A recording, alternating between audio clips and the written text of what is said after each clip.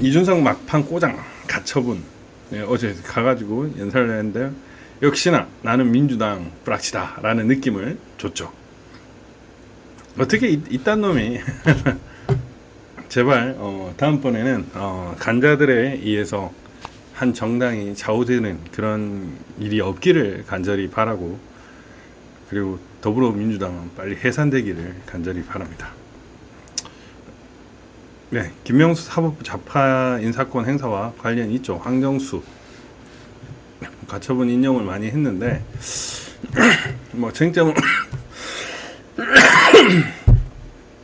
제가 얘가 말하는 걸 잘 몰라서 모르겠어요. 저는 사실 얘가 뭐 지금 가처분 신문보다는 빨리 그 마포에 있는 공공 그 뭐지 반부패 수사부 그거 가서 수사를 좀 빨리 받았으면 좋겠어요.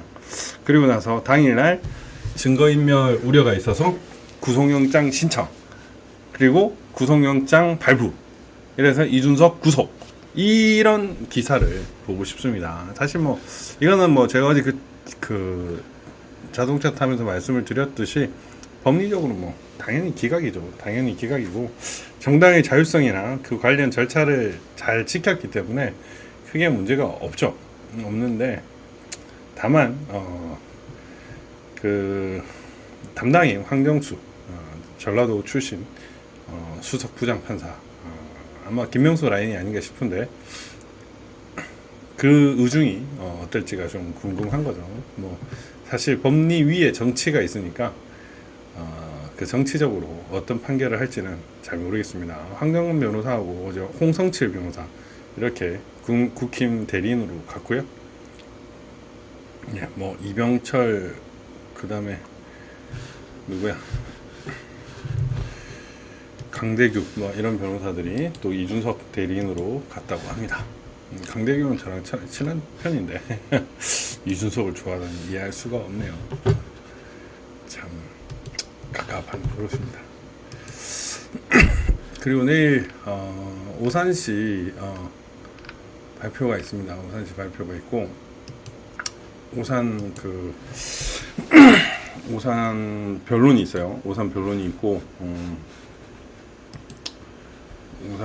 오산 변론이 있고, 파주하고 같이 합니다. 12시 45분이어가지고 어떻게 될지 모르겠는데 제가 그래도 할 말은 다 해야 될 것 같다라는 생각이 듭니다.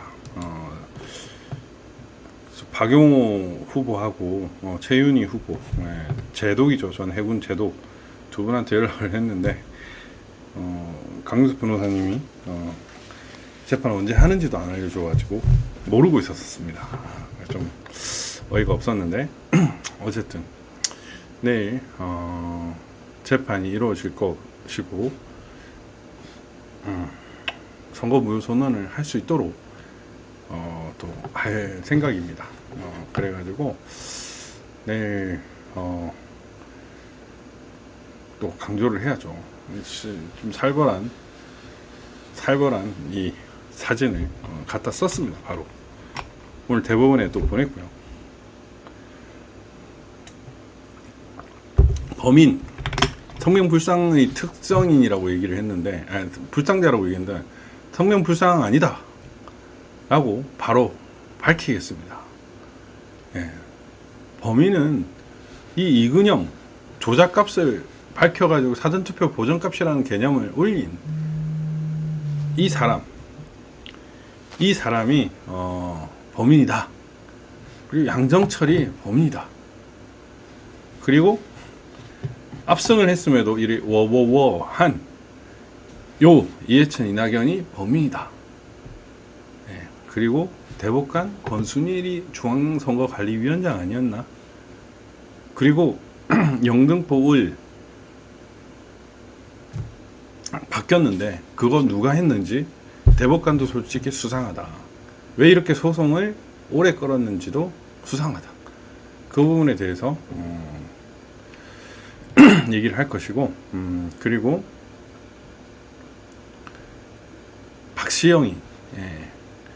박시영이가 관외 사전투표로 다 이긴다 라고 이렇게 실시간으로 개표 방송 당시에 얘기한 바가 있었다. 결국 알았다는 얘기다. 이놈도 범인이다. 그리고 유시민이도 180석을 받을 것이라는 것을 미리 알고 있었다. 이놈도 범인들로부터 자료를 받은 그런 자일 확률이 있다. 이번에도 유시민이가 1%로 이긴다고 얘기했는데 우리 애국 국민들의 부정선거 방지 노력으로 인해서 0.7% 이 겨우 이기게 된 거죠. 물론 원래는 압도적으로 이겼겠지만 워낙 가짜 표들이 많았죠. 그래서 표가 색깔이 다른 그런 투표지들도 등장을 했었죠. 어이가 없는 일이죠. 어이가 없는 일. 더불어민주당 쭝꼬 중앙선관위가 합동해서 조혜주 중앙선관위 합동해서 이런 장난을 친 거 아니냐. 이참률이 이렇게 과도하게 높은 이 선관위 전산 관련 것들은 결국은 부정선거를 위한 사전 장치였다. 이런 게 범죄의 증거다. 이 사람들이 범인이다. 얘기를 할 겁니다. 예. 최초로 민주당이 중국 당교와 밀약을 했는데 어떻게 당 민주연구원장이 가냐. 결국엔 이런 서훈을 만났기 때문에 중국에 가서 할 수 있었던 거 아니냐. 서훈하고 양정철 만났다라는 거 여러분 보도로 보지 않았습니까? 결국 여기에 대해서는 거대한 그림이 있었다라는 얘기죠. 고도의 전산, 엄청난 재원, 막강한 조직, 이것들이 부정선거를 증명을 하는 겁니다, 여러분. 예. 최근에 이제 나왔죠. 송영길 왕이 2017년 뒷거래 의혹이 있었다. 예. 3불 1한 한다고. 사드 더 이상 안 되고, 한미일 동맹 안 되고, 추가 설치 안 되고, 기존 설치되는 건 제한하고, 이런 식으로 압박을 하지 않았냐. 이런 것들이 부정선거의 증거고, 끊임없이 검사를 거부하고 증거를 안 내놓으려고 하는 이런 선관위의 작태가 부정선거의 증거다. 그리고 이달이 범인이다. 근데 무슨 성명불상자입니까? 4.15 총선은 문재인 정권과 더불어민주당과 선관위 그리고 중공이 부정선거를 막기 위해 고도의 전산기술과 해킹 능력뿐 아니라 대규모의 조직과 막대한 재원을 활용한 불법 부정선거였습니다. 법인 범죄 사실을 다 특정할 것이니 적극적인 증거 조사에 협조를 해야 될 것입니다. 안 하면 범죄자죠. 대법관들도 범죄자입니다. 권순위를 길을 밟지 말아 주시길. 왜 빨리 구속 안 시키는지 모르겠습니다. 예, 키르기스 공화국 한국산 개표기로 부정선거가 있었는데 대통령궁이 불탔고 대통령이 사임을 했습니다. 근데 중앙선관위 문서 수발신 내용을 보면 키르기스 관련 문건이 89건에 이릅니다. 왜 이런 식으로 키르기스탄 관련 선거 관련 얘기가 이렇게 많냐. 찔리기 때문 아니냐. 이게 범죄의 증거다. 잔여 투표용지. 이렇게 잔여 투표용지가 몇 매가 표시가 안 된 것들이 있고 이렇게 찢겨져 가지고 뜯어진 것들이 있다. 결국 이게 잔여 투표용지를 가지고 장난을 친 증거 아니냐. 이게 증거 아닙니까? 여기 보면 재확인 대상 투표지가 109개입니다. 109개. 숲속한기님 감사합니다. 재확인 대상이 109개예요. 근데 투표지 분류기 제작 제한 요청서에 따르면요, 미분류 투표지 발생률이 정상 기표가 된 투표지의 경우보다 0.1%예요. 0.1%. 천장이면 한 장이 혼입이 아니라 0.1%, 혼입이 아니라 미분류 투표지로. 혼입이 되는 거는 훨씬 더 떨어져야 되는 거예요. 혼입이 되는 거. 혼입이 될 확률은 10,000분의 1, 100,000분의 1이 돼야 되는 거예요. 근데 어땠습니까? 3,800장 중에 109. 0.1%? 아닙니다. 10%. 이런 식으로 장난을 치는 거예요.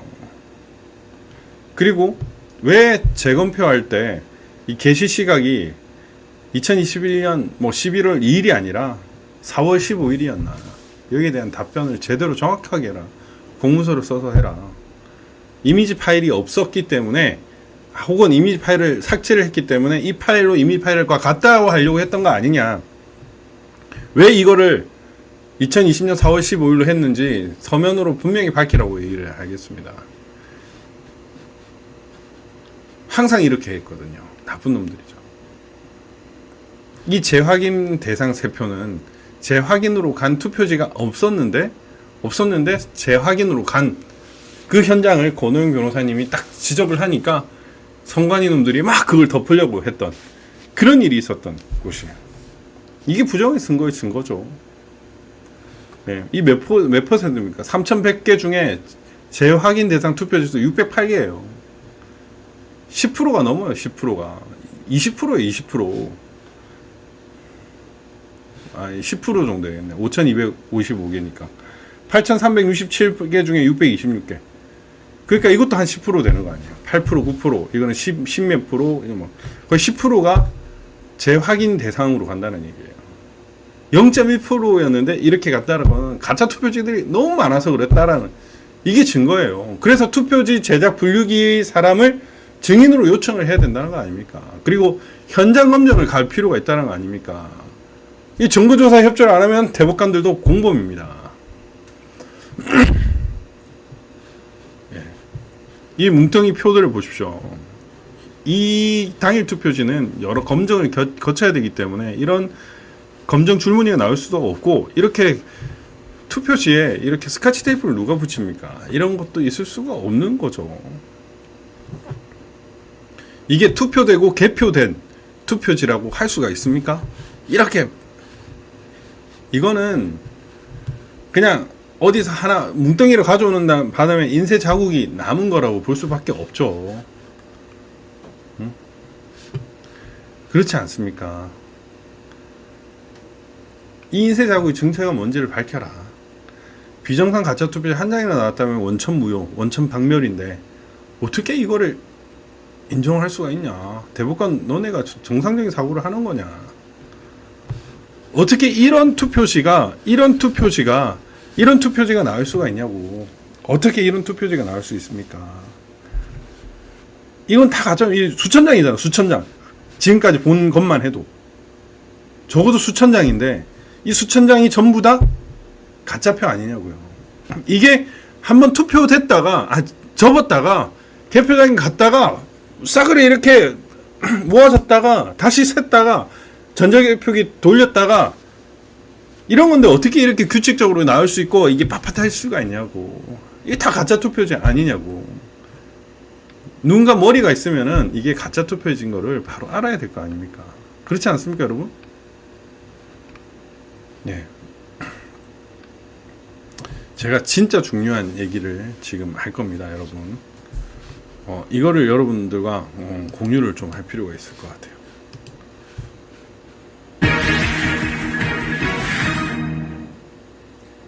대선이 다가오고 있는데 개표 방식에 대해서 일각에서 의문을 제기하고 있습니다. 지난번 대선의 개표 방식을 믿을 수 없다는 의혹을 제기한 영화는 지금 유튜브 조회 건수가 150만 건이 넘었고 SNS를 중심으로 토로 분류될 수 있다. 뭐 이런 주장을 하고 있는데요. 저희가 실제로 이 분류기가 어떻게 작동하는지 한번 여기가 시연해봤는데 이제 함께 선관위의 시연 장면입니다. 이 장치는 개표소에 도착한 투표지를 후보자별로 분류합니다. 여러분 보이세요, 이거? 정상표는 후보자별 이 장치는 개표소에 이게 선관위 도착한 시연 투표지를 장면인데 후보자별로 분류합니다. 여기 보이십니까? 정상표는 후보자별로 가지만 어이가 없죠.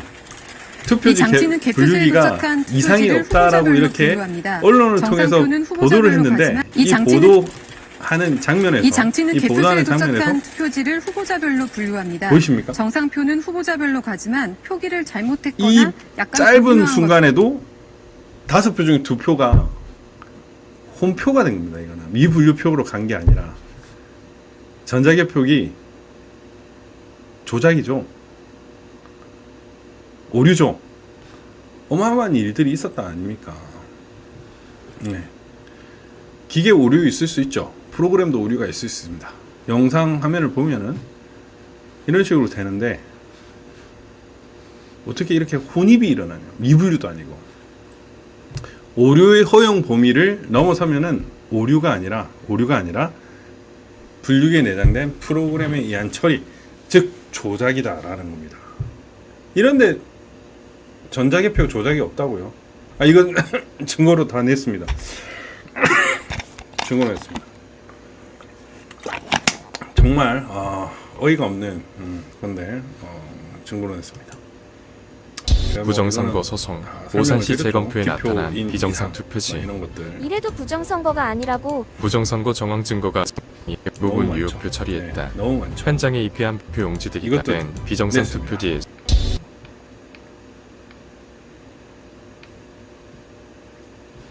네, 이것도 제가 한번 방송을 드린 바가 있고 조금 전에 말씀드렸던 것 같고 실제로 이번 개표장에서도 이런 무효표가 또 1번으로 들어가는 게 또 발견이 됐죠.